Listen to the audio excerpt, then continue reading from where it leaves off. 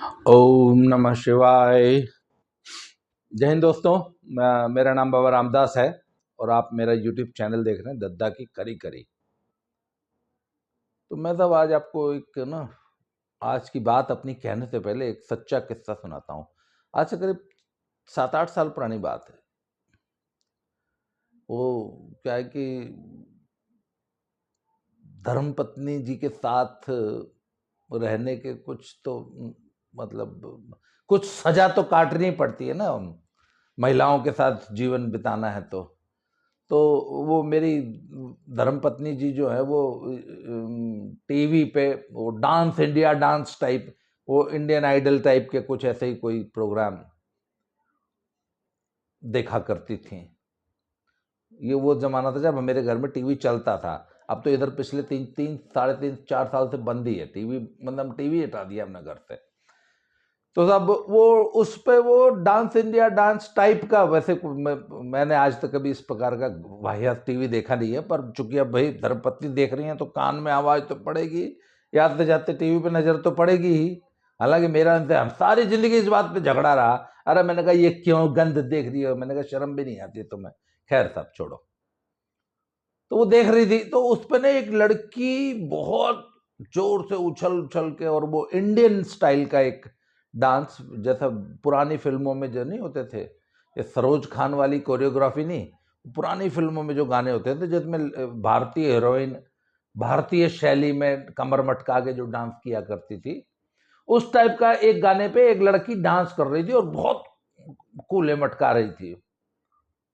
और मैंने देखा कि उस बार बार स्क्रीन पे उस लड़की के माँ बाप को भी दिखाते थे, और वो उस लड़की जो डांसर थी उसके माँ बाप बहुत खुश होके उस प्रोग्राम में जो है अपनी लड़की को लेके आए थे। उनकी लड़की स्टेज पे नाच रही थी, उनको भी बार बार कैमरा दिखा रहा था। तो वो डांस 2-3-4 मिनट चला होगा, फिर बड़ी ताली तोड़ी बजी, फिर वो माँ बाप भी बड़े खुश हुए, और फिर वो नाम बताया तो भाई मेरी तो मतलब मेरा तो कलेजा ही धक से करके रह गया। मतलब मुझे अपने कानों पे विश्वास ही नहीं हुआ कि वो जिसको मैं वो लड़की समझ के डांस देख रहा था ना, वो तो लड़का था। उम्र रही होगी ऐसे कोई 10-12 साल, और वो लड़का लड़कियों की तरह ऐसे आंखें मटका मटका के कमर नचा नचा के डोंगे मार रहा था, और माँ बाप एकदम मतलब खुशी से पिघले जा रहे थे। फिर मुझे लगता था कि टीवी पे फैल जाएंगे। बाई गॉड, ये सीन देख के ना जब मुझे ये पता चला कि इनफैक्ट वो लड़का था, बेटा था उनका, और छोरियों की तरह मतलब लड़कियों को भी मात कर रखा था उसने डांस करने में, और माँ बाप खुश हो रहे थे। बाई गॉड भाई साहब, मेरे शरीर के अंग के किस किस अंग के बाल झुलस गए, सुलग गई। बाई गॉड, मुझे इतना गुस्सा आया मैं आपको बता नहीं सकता। मैंने कहा बताओ। अब मेरे मुंह से ना माँ बहन की गाली निकल रही, मैं बड़ी मुश्किल से कंट्रोल कर रहा हूँ इस समय। हमारे यहाँ बाप बाप बन जाओ ना, जब भी गाली देना अघोर पीठ में अलाउड है, और फुल बुरी बुरी गाल दे माँ बहन की। तो यूट्यूब चैनल में इसलिए गाली नहीं दे रहा, वैसे अगर आप अभी मेरे से पर्सनल बातचीत कर रहे होते ना तो मैं बहुत बुरी बुरी गाली देनी थी उस छोरे के माँ बाप को। मैंने कहा बताओ। मैंने कहा जब ये लड़का पैदा हुआ तो इसके दादा दादी ने और इन गांव में सोहर गवाते हैं। हमारे यहाँ जब बेटा पैदा होता है तो सोहर गाया जाता है कि अयोध्या में राम का जन्म हुआ, राम के जन्म की गाथा गाई जाती है, और अपने होनहार पुत्र को राम जैसा प्रतापी होने की कामना की जाती। मैंने कहा बताओ, इसके जन्म पे सोहर गवाई होगी और इन्होंने अपने लड़के को, अच्छे खासे लड़के को, साले को नचनिया बना दिया। मतलब बिहार के लौंडे फेल थे। लौंडा डांस देखा है आपने कभी? लौंडा डांस पे एक अलग से वीडियो बनाऊंगा। मैंने कहा अपने लड़के को ये लौंडा बना रहे हैं, लवंडा बोलते हैं उसको, लवंडा, अच्छे खासे लड़के। और भाई गॉड भाई साहब मुझे, और मतलब हालांकि अभी नहीं, मुझे तो पहले से ही, मुझे कोई वो ऐसा नाचता दिख जाए ना, यो नचनिया टाइप डांस, भाई गॉड मेरे शरीर में, तन में आग लग जाती है मेरे। मुझे इतना बुरा लगता है ये डांस नाम की जो विधा है, इतनी बुरी लगती है मुझे। और लड़के को लड़की बना के नचा रहे, साले माँ बाप खुद नचा रहे हैं यार, अब डूब के मर जाओ यार। खैर छोड़ो, एक किस्सा तो ये सुना दिया, एकदम ट्रू स्टोरी है ये। उसके बाद क्या हुआ, अब मेरे एक मित्र हैं, उनका एक स्कूल चलता है, सीबीएसई स्कूल है, 2000 बालक हैं, तो उन्होंने अपने एनुअल फंक्शन पे मुझे इनवाइट कर लिया। ये भी ट्रू स्टोरी है, नाम नहीं बता रहा, मेरे दोस्त अक्सर मेरे वीडियोस देखते हैं। तो उन्होंने मुझे इनवाइट किया कि साहब आप जो है ना, वो मेरा एनुअल फंक्शन है और आप चीफ गेस्ट होना। अरे मैंने कहा ओ भाई तू क्या कर रहा है, किसी कायदे में, मैंने कहा मैं सड़क छाप आदमी हूँ, मैंने कहा किसी कायदे के आदमी को चीफ गेस्ट बना ले भाई, कोई बढ़िया सा कोई वीवीआईपी टाइप बंदा पकड़ के लाओ, मेरे जैसे आदमियों को चीफ गेस्ट नहीं बनाना चाहिए। खैर नहीं नहीं, आपको ही बनना है, आपको ही बनना है, आपके मार्गदर्शन चाहिए या चाहिए वह चाहिए जैसे होती है। खैर साहब उन्होंने मुझे बुला लिया और उन्होंने क्या किया कि जो चीफ गेस्ट थे उनको स्टेज पे ही एक कोने में 4 कुर्सियां लगा के मेरे साथ 3 आदमी और बैठा दिए, हम ऐसे बैठ गए साहब। तो पहला आइटम पेश हुआ, तो उसमें एक गाना बजा और उस गाने पे वंदे मातरम टाइप एक गाना था, वो AR रहमान वाला, उस पे इन्होंने वंदे मातरम पे एक वही कोरियोग्राफी वाला डांस पेश कर दिया। चलो जी, उसके बाद अगली आइटम, फिर एक गाना बजा, फिर एक डांस, उसके बाद तीसरी आइटम, फिर एक गाना बजा, फिर एक डांस, और इस तरह गाने बजते गए, डांस होता गया, गाने बजते गए, डांस होता गया, और 27 गाने बजे और 27 डांस हुए। जबकि वो एक सीबीएसई स्कूल है 12th तक का, उसमें आर्ट साइंस कॉमर्स तीनों सब्जेक्ट्स की पढ़ाई होती है। सब बात यह है कि आई एम एन एजुकेशनिस्ट, मैं शुरू से एजुकेशन में के फील्ड में ही मैंने काम किया है, और बच्चों का जो एनुअल फंक्शन होता है वो बच्चों की ऑलराउंड डेवलपमेंट, उनकी पर्सनालिटी के जितने भी ट्रेट्स हैं, जो भी उनकी प्रतिभा है, उसको दिखाने का, उसको शोकेस करने का एक माध्यम होता है विद्यालय का, कि विद्यालय अपने बच्चों का पूरा टैलेंट दिखाता है। और तब मैं खुद हूं केंद्रीय विद्यालय का प्रोडक्ट।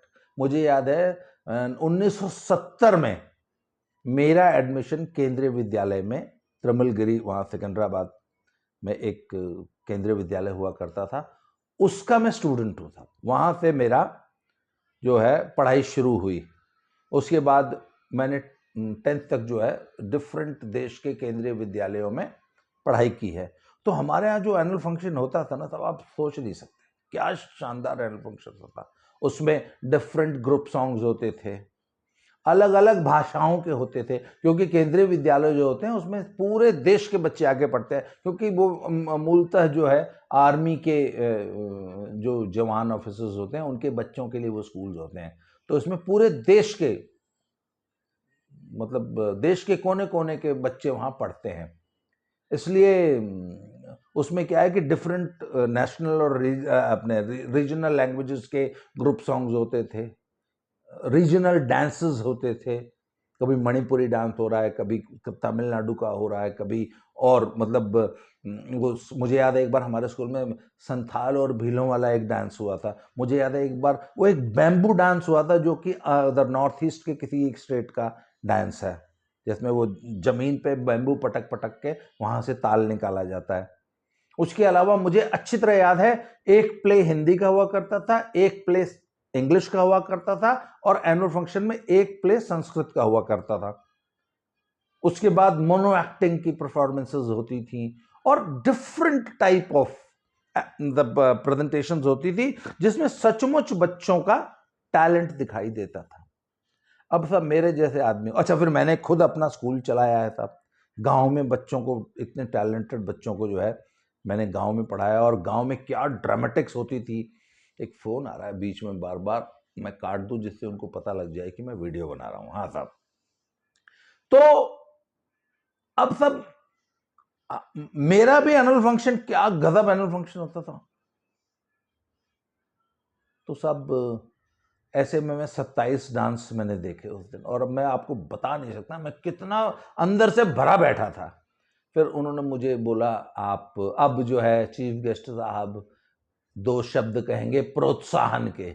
तो मैंने उनको वहीं से बैठे बैठे बना के, अरे मैंने कहा किसी और तो बुलवा लो, मैं नहीं बोल रहा। उन्होंने बोला नहीं नहीं आप बोलो बोलो बोलो। अरे मैंने कहा, मैंने उनके कान में कहा, अरे मुझे मत बुलवाओ। तो उन्होंने अनाउंस किया था, मैं गया।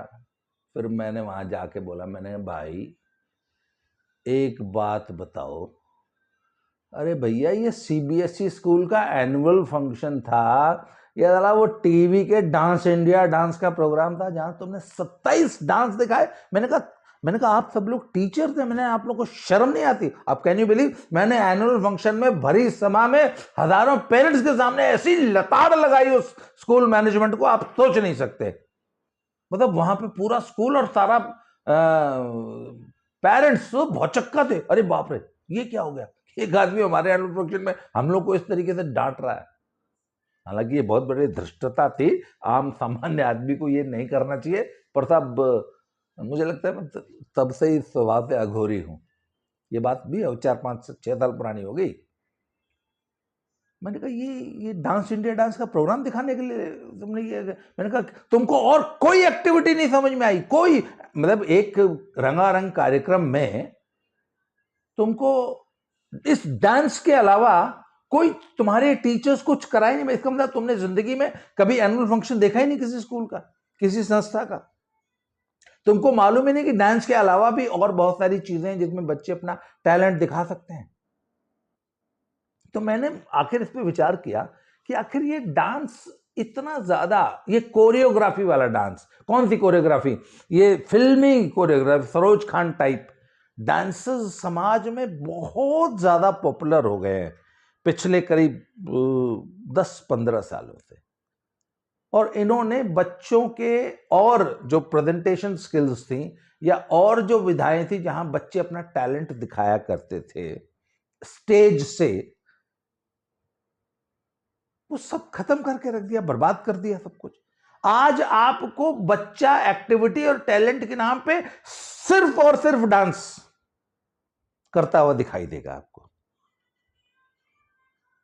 और आपको बताऊं मैं, हमारे स्कूल की एक एकदम सच्ची घटना, एक मदर आई, उन्होंने बताया कि साहब मेरी बेटी बहुत सख्त बीमार है, इसके पेट में कुछ प्रॉब्लम है, इसकी अतड़ियाँ सूख गई हैं, इसको प्लीज़ आप कोई फिजिकल एक्टिविटी मत कराइएगा, ये है वो है, ये बहुत बीमार है, बहुत कमज़ोर हो गई है।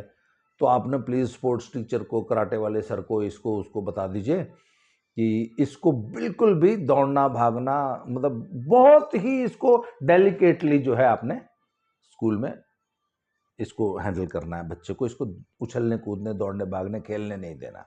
मैंने कहा अच्छा जी। तो हमने कहा कि अब इतनी अगर ये बच्चे बीमार तो आप इसको 10 दिन रेस्ट करा लो। बोले नहीं नहीं मैं स्कूल तो भेजूंगी।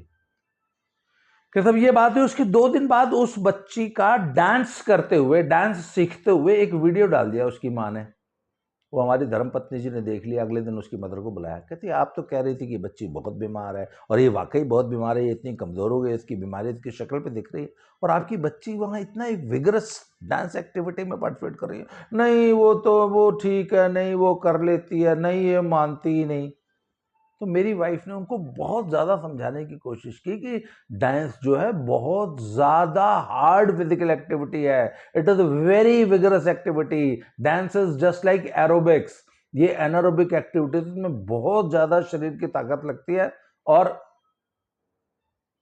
इसमें बच्चे को पर बहुत ज़्यादा फिजिकल एक्सर्शन होता है, इसलिए आपकी बच्ची बीमार है इसको मत कराइए। पर नहीं, बाद में हमें पता चला था कि वो पेरेंट जो है असल में वो तो एक रियलिटी शो के लिए बच्चे की तैयारी करा रही थी और दिन रात पिली पड़ी थी बच्चे के ऊपर। ये भी एक सच्ची घटना। एक और घटना सुनिए, एकदम एक यूट्यूब पे एक चैनल है, उन्नति नाम करके एक बच्ची है, हार्डली अभी 7 या 7.5 साल की है। मैं उस लड़की का वो डांस जो है, जो कि उसके यूट्यूब चैनल पे है, मैं उसका डिस्क्रिप्शन बॉक्स में लिंक दूंगा, आप उसको जरूर देखिएगा। उन्नति नाम की बच्ची है। तो वो by chance I happen to know her mother, मैं जानबूझ के नाम लेके बोल रहा हूँ। उसकी मदर दिल्ली पुलिस की में एम्प्लॉयड है, अच्छी खासी पोस्ट पे है, ठीक ठाक, मतलब she is not a simple constable. वो उसकी मदर अपनी बच्ची को इंडियन आइडल के लिए प्रोफेशनली तैयार कर रही हैं और एक एक दिन में 4-4 घंटे डांस की प्रैक्टिस कराती हैं, फिर उसको जिम्नास्टिक्स कराती हैं जिससे उसके शरीर में ताकत आए। किसी ने कह दिया डांस करने के लिए शरीर में लचक होनी चाहिए, पूरी बॉडी जो है मोम की तरह टूटनी चाहिए। तो साहब वो अपनी बच्ची को 4-4 घंटे जिम्नास्टिक्स एंड डांस की प्रैक्टिस कराती है, एक डांस एकेडमी में डाल रखे। और यदि बच्ची जो है उनकी आशाओं के अनुरूप परफॉर्म नहीं करती है तो वहीं पे स्टेज पे ही क्लास में ही सबके सामने अपनी बच्ची को कायदे से झापड़ मार देती हैं, कायदे से झपड़िया देती हैं। उस उन्नति नाम की बच्ची का वीडियो आप YouTube पे देखिएगा। गाना है टिप टिप बरसा पानी, और उस टिप टिप बरसा पानी पे वो 7-7.5 साल की बच्ची उस YouTube में वीडियो पे नाच रही है। वो डांस आप देखिएगा, भाई गॉड भाई साहब, आपका मन करेगा ना कि उसकी माँ अगर मिल जाए ना आपको। 7.5 साल की बच्ची को कैसे नचाया जा रहा है और वो कैसे कामुक, कैसे वल्गर एक्शंस कर रही है वो 7 साल की बच्ची। और जो उसने ड्रेस पहनी हुई है, मतलब माँ अपनी बेटी को बनाना क्या चाहती है। फिर मुझे बताया गया था कि ऐसी एक आधी माँ नहीं है, आज भारत देश में ऐसी लाखों लाखों लाखों माताएं हैं, लाखों बाप हैं जो अपने बच्चों को ये नचनिया बना रहे हैं। ये इतना घटिया वल्गर, मतलब इतना छिछला कि उससे घटिया कुछ हो ही नहीं सकता इस धरती पे। ऐसा डांस सिखा के और उनको स्टेज पे इतना, मतलब बहुत ही ज्यादा डिग्रेडिंग स्टेज पे डांस करा रहे हैं, फिर उसी की रील्स बन रही हैं। तो आप बताइए ना, जो 7 साल की बच्ची, 8 साल की बच्ची ऐसे घटिया डांस कर रही है, उसके यूट्यूब पे वीडियोस बना रही है, वो कल को जब थोड़ी सी बड़ी हो जाएगी तो वो कौन सी रील्स बनाएंगी भैया, कौन से शॉर्ट्स बनाएगी। और माँ बाप को इन बातों से कोई फर्क ही नहीं पड़ रहा। जब मैंने ये इस विषय पे शायद मेरी ये वो सपना चौधरी और वो सोनाली फोगाट के बाद इसी विषय पे ये मेरी आज तीसरी वीडियो बनने जा रही है। उसमें मैं देख रहा हूँ कि 90% जो कमेंट्स हैं वो तो मेरे समर्थन में आ रही है, मेरे विचारों को लोग सपोर्ट करते हैं। पर ज्यादातर कुछ औरतों ने, महिलाओं ने मेरी इन वीडियोस का बहुत ज्यादा विरोध किया है।